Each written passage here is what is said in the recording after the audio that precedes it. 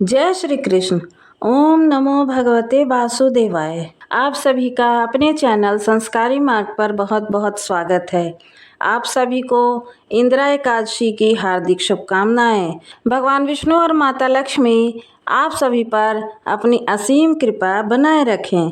ऐसी मान्यता है कि इस कथा को सुनने से मनुष्यों की सभी मनोकामनाएं पूर्ण होती है तथा पितरों को मोक्ष प्राप्त करता है और पितृ तर जाते हैं।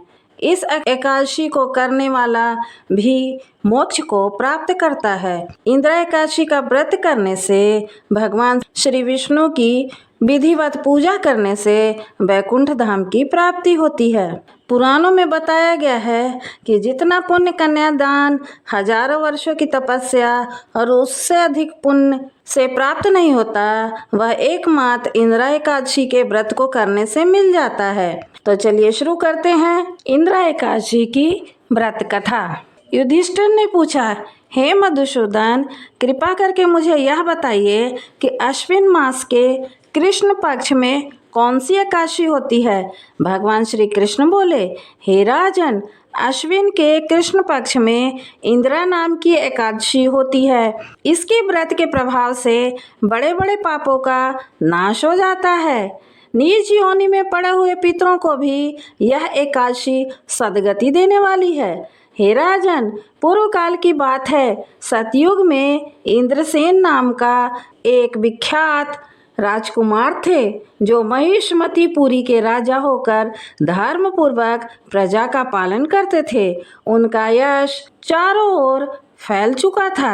राजा इंद्रसेन भगवान विष्णु की भक्ति में तत्पर हो गोविंद के मोक्षदायक नामों का जप करते हुए समय व्यतीत करते थे और विधि पूर्वक अध्यात्म तत्व के चिंतन में संलग्न रहते थे।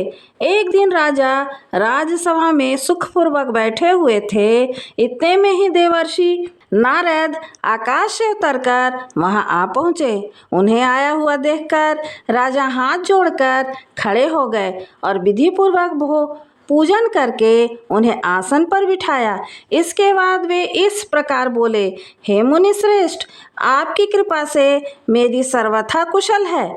आज आपके दर्शनों से मेरी संपूर्ण यज्ञ क्रियाएं सफल हो गईं।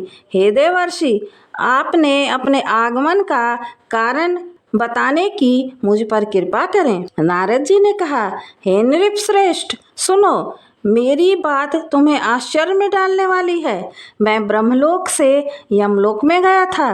वहाँ एक श्रेष्ठ आसन पर बैठा और यमराज ने भक्ति पूर्वक मेरी पूजा की। उस समय यमराज की सभा में मैंने तुम्हारे पिता को भी देखा। वे व्रत भंग के दोष से वहां आए थे। हे राजन, उन्होंने तुमसे कहने के लिए एक संदेश दिया है, इसे सुनो। उन्होंने कहा है, बेटा, मुझे इंदिरा एकादशी के व्रत का पुण्य देकर स्वर्ग में भेजो। उनका यह संदेश लेकर मैं तुम्हारे पास आया हूँ। राजन, अपने पिता को स्वर्ग लोक की प्राप्ति कराने के लिए इंदिरा एकादशी का व्रत करो। राजा ने पूछा, हे भगवान, कृपा करके इंदिरा एकादशी का व्रत बताइए। किस पक्ष में, किस तिथि को और किस विधि से यह व्रत करना चाहिए। नारद जी ने कहा, हे राजेंद्र, सुनो, मैं तुम्हें इस व्रत की शुभ कारक विधि बतलाता हूँ। अश्विन मास के कृष्ण पक्ष की दशमी के उत्तम दिन को श्रद्धा युक्त चित्त से प्रातः काल स्नान करो। फिर मध्य काल में स्नान करके एकाग्र चित्त होकर एक समय पर भोजन करो तथा रात्रि में भूमि पर सो। रात्रि के अंत में निर्मल प्रभात होने पर एकादशी के दिन दातुन करके मुंह धोवो। इसके बाद भक्ति भाव से निम्नांकित मंत्र को पढ़ते हुए उपवास का यह नियम ग्रहण करो। कमल नयन भगवान नारायण, आज मैं सब भोगों से अलग होकर निराहार रहकर कल भोजन करूँगा।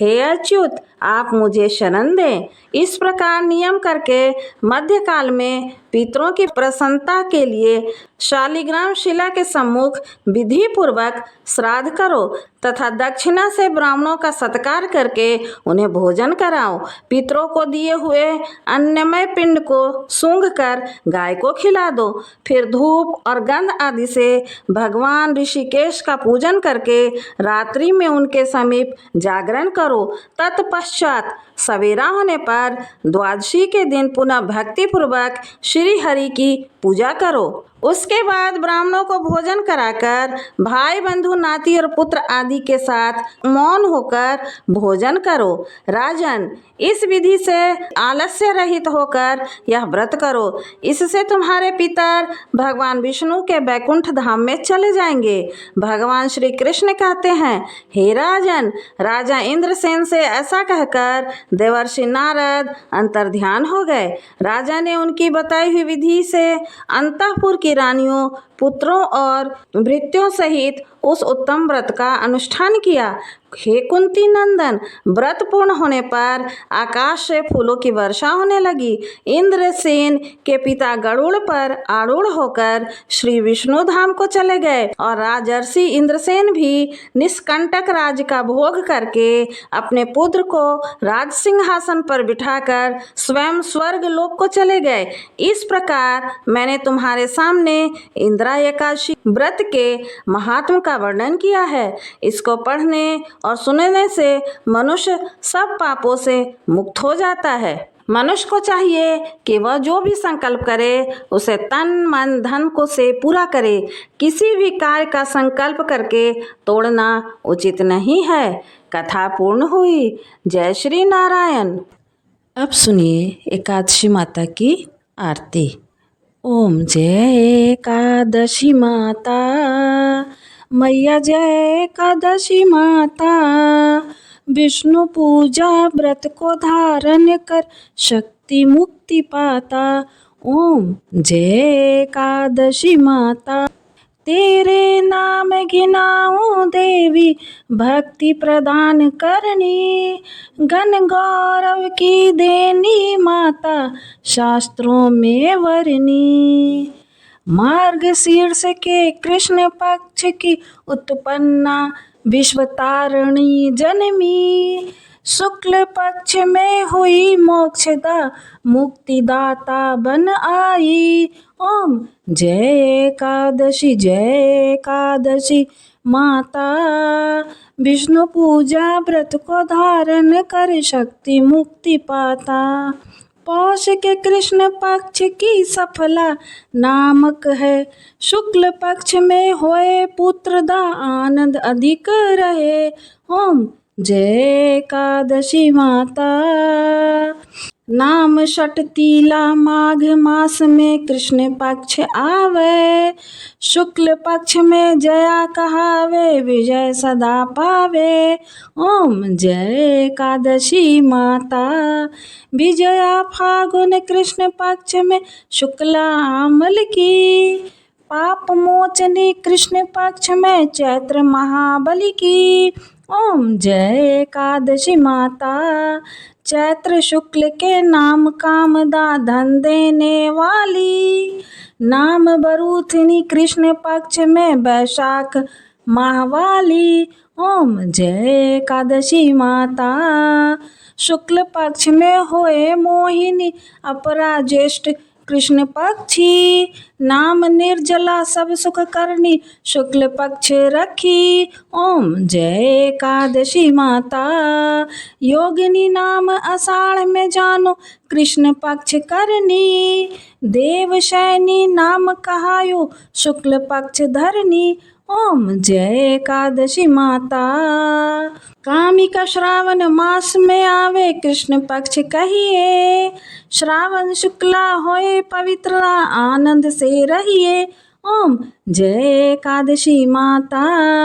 अजा भाद्रपद कृष्ण पक्ष की परिवर्तनी शुक्ला, इंदिरा अश्विन कृष्ण पक्ष में व्रत से भवसागर निकला। ओम जय एकादशी माता। पाप कुंशा है शुक्ल पक्ष में आप हरनहारी, रमा मास कार्तिक में आवे सुखदायक भारी। ओम जय एकादशी माता। देवोत्थानी शुक्ल पक्ष की दुखनाशक मैया, पावन मास में करूं विनती पार करो नैया। ओम जय एकादशी माता। परमा कृष्ण पक्ष में होती जन मंगल करणी, शुक्ल मास में होए पद्मिनी दुख दारिद्र हरणी। ओम जय एकादशी माता। जो कोई आरती एकादशी की भक्ति सहित गावे, जन गुरु दीता स्वर्ग का वासा निश्चय वह पावे। जय जय एकादशी माता। मैया जय एकादशी माता। विष्णु पूजा व्रत को धारण कर शक्ति मुक्ति पाता। ओम जय एकादशी माता। यदि वीडियो पसंद आया हो तो कृपया हमारे चैनल को लाइक, शेयर और सब्सक्राइब करें ताकि आगे आने वाले वीडियो की जानकारी आपको समय से पूर्व मिल जाए। धन्यवाद।